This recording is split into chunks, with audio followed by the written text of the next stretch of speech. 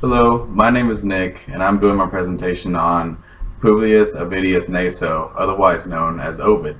Ovid was born in a small city outside of Rome called Como to a wealthy aristocratic family. Ovid's father, being one of the higher-ups in Rome, had hoped that his son would eventually be a lawyer. So because his father wanted him to study law, Ovid studied rhetoric and rhetorical thinking and rhetorical techniques so that he would become better at persuading people uh, to do and think certain things, to be a better lawyer. And this may have influenced his later ambitions of being a poet. At the age of 20, Ovid gave up on his father's dreams of him becoming a lawyer so that he could become a writer and a poet. The bulk of Ovid's work was mainly love poetry. Notably, his two main love poems were called Amores, which means love affairs, and Ars Amatoria, which means the art of love, which were basically could be seen as guidelines to pick up loose women. Ovid says that his work does not reflect on how he lives his life. A quote from him is saying that his muse is slutty, but his life is chaste, meaning that he writes all these stories about promiscuous men and women, but that's not how he lives his life. That's his subject matter.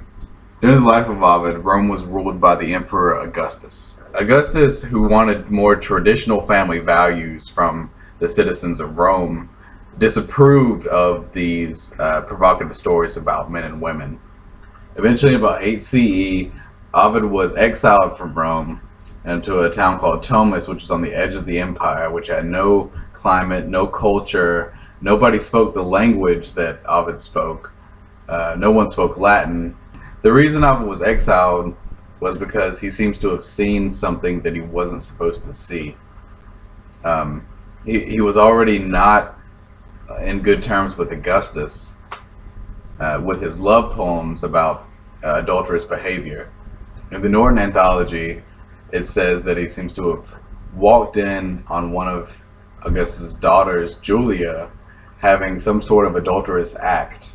Another idea that sprung up in the Middle Ages is that he walked in on Augustus himself performing some sort of homosexual act. We don't know. So while Ovid was in Tomis, he finished his epic, his masterpiece, Metamorphoses, and in it he wrote that Julius Caesar and Augustus, after they died, they would become gods.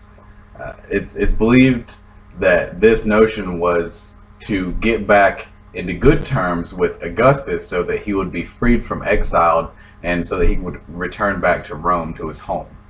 He was not forgiven. Eventually he died in Tomis after 8 years in 17 CE.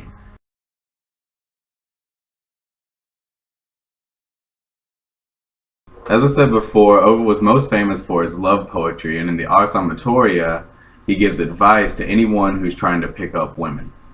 In the Ars Amatoria, one of the first things he says is, "If anyone among this people knows not the art of loving, let him read my poem, and having read, be skilled in love." Right off the bat, he's saying, if you want to pick up the girl that you're interested in, read my poem. Ovid says, first strive to find an object of your love. The next task is to win the girl that takes your fancy. The third is to make love long endure. Do your hunting in the round theater. There you will find an object of passion or for deception. Something to taste but once or to keep if you so wish. So Ovid's saying go out to social events to find women. Once you make your move, know that you don't have to limit yourself to just one woman. To further this advice, Ovid says, wine gives courage and makes men apt for passion. At such times often have women bewitched the minds of men. Darkness and drinks impair your judgment of beauty. Consult the daylight for jewels.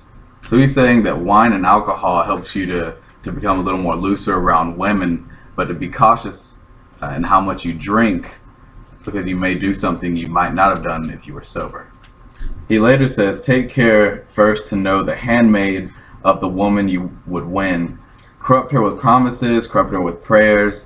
If she be willing, you will gain your end with ease. This is basically saying get to know the girl you're interested in, friends. If you get in with them, it should be easier to get in with the girl that you're interested in. He then advises men to try to show more of their sensitive side, saying, tears too are useful. With tears you can move iron. Let her see, if possible, your moistened cheeks. If tears fail, for they do not always come at need, touch your eyes with a wet hand. What he's saying here is that if you're able, try to show your sensitive side towards her, and if you can't, just fake it. To reiterate, Ovid's work does not reflect on how he lives his life.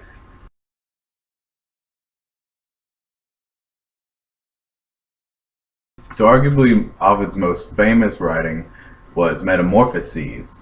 This was something he began to write in Rome, but finished writing after he was exiled to Thomas. The word metamorphoses is Latin for change or transformation, which is the central theme of the entire story that Ovid is writing. The interesting thing about Metamorphoses is that it has no central character, no central plot. It basically has a bunch of miniature stories cut together to all centralizing the idea of change, whether it be from the beginning of the universe to how we see the present world today.